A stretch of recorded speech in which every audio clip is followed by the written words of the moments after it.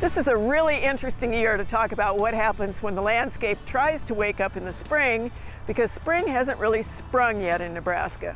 It's kind of gone like this.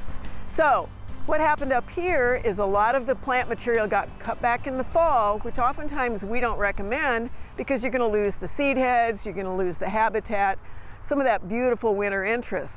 In this case, a lot of the landscape got cut back because there is a pretty serious vole population up here. So as your plants are emerging in the spring, it's a really good time to take a look and see what happened under the crown. Are there little tunnels? Are there places where the soil has been mounded up that might be a ground squirrel or a vole? Then you can figure out whether you're going to actually dig the whole plant up, reset it, figure out how to get rid of the vole population, and then make sure your plants go into the rest of the season in good condition. This is also the time of year when we talk about cutting back those suffrutescent plants, or the ones that we call subshrubs. They're the ones that have a woody caudex or base. The top is not reliably hardy. It's kind of a small list, but butterfly bush, like these, are a really good example. And in a bad winter, or a winter where we have all those temperature extremes, what you see is twiggage like this that is just going to snap. If you cut it back too early in the spring, we can still get those freezes that will drive the water down into what remains of the stem and crack it even further.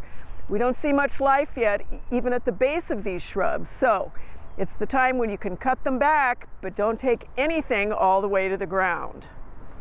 If your landscape was mulched, either intentionally or unintentionally with all those matted down leaves, make sure that you start to pull that mulch away from the crowns of the plants, because they will be emerging and stretching for the sunlight, and you want to make sure they get enough sun, but keep that mulch handy just in case the temperatures drop again. This is also when you look at plants that really have had the center die out. We see that in Siberian iris, we see it in a lot of the grasses. So you take a peek at that and decide to put that on your list of things to dig and divide and reset and replace. And of course, all good gardeners, as they're looking at their landscape emerging or waking up in the spring, have in mind where can they put all that really cool new plant material that they know is on their list to buy. They just haven't gotten it yet.